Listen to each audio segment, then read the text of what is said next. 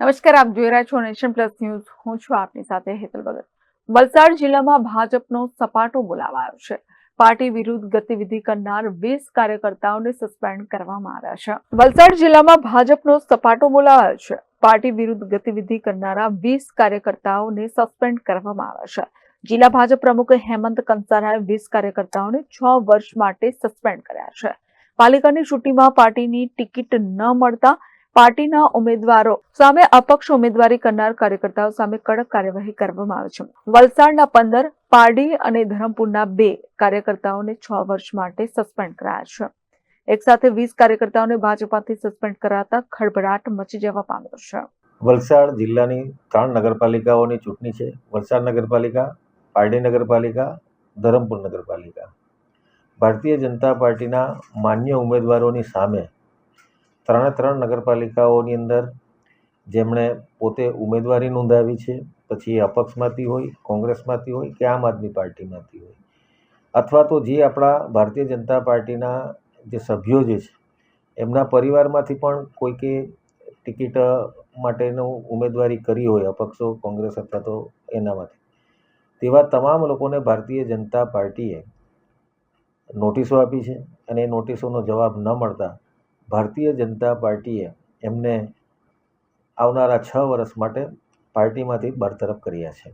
એની અંદર વલસાડ નગરપાલિકાની અંદર કુલ 15 જેટલા છે કાર્યકર્તાઓ, પારડી નગરપાલિકાની અંદર 3 છે અને ધરમપુર નગરપાલિકાની અંદર 2 જેટલા કાર્યકર્તાઓ, એમ કુલ 20 જેટલા કાર્યકર્તાઓ સામે શિસ્તભંગની કાર્યવાહી કરવામાં આવી છે. અને આ રીતની કાર્યવાહી કરવાથી બીજેપીના જે સક્રિય કાર્યકર્તાઓ છે, જે હોદ્દેદારો છે, તે લોકોમાં કેટલો ઉત્સાહ જોવા મળી રહ્યો છે? ભારતીય જનતા પાર્ટી એક શિસ્તબદ્ધ પાર્ટી છે. પાર્ટીની એક ચોક્કસ વિચારધારા છે. જ્યારે ત્યારે પણ ટિકિટના જે સંભવિત દાવેદારો હતા એ દાવેદારોને પણ અમે સમજાવ્યા હતા કે આપ ટિકિટ માંગણી કરો છો એ યોગ્ય છે, પરંતુ પ્રદેશ તરફથી જે કંઈ પાર્લામેન્ટરી બોર્ડની અંદર નિર્ણય લેવાયા પછી જે કોઈક તમામ દાવેદારોએ પાર્ટીના પોતે ઉમેદવાર છે એ રીતના આપણે સૌએ કાર્ય કરવાનું છે અને એ આપણી પાર્ટીની પ્રણાલી છે. પરંતુ કોઈક ચોક્કસ હેતુ અથવા તો કોઈકના ચડામણીમાં આવીને એમણે આવી દાવેદારીઓ કરી એટલે ભારતીય જનતા પાર્ટી આ કાર્યવાહી કરવાની ફરજ પડી છે. આગામી દિવસોમાં જે નગરપાલિકાનું ઇલેક્શન છે તેમાં આ લોકોને સસ્પેન્ડ કરવાથી કોઈ ફરક પડશે ખરા?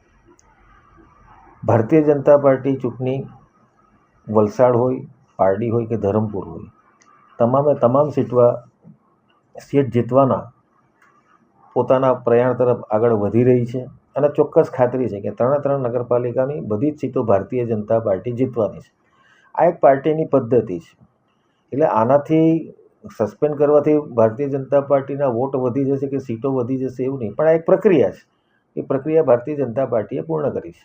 શું અપક્ષો જીતશે તો એમને ફરી પાછા ભારતીય જનતા પાર્ટીમાં લેવામાં આવશે?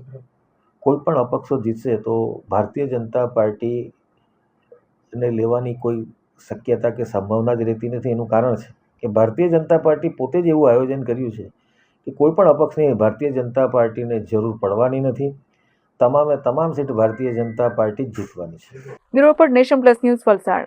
સમાચારોના સતત અપડેટ મેળવવા માટે અમારી નેશન પ્લસ ન્યૂઝની યુટ્યુબ ચેનલને સબસ્ક્રાઇબ કરો, બેલ આઇકન દબાવો અને જોડાયેલા રહો ફેસબુક, ઇન્સ્ટાગ્રામ અને ટ્વિટર પર.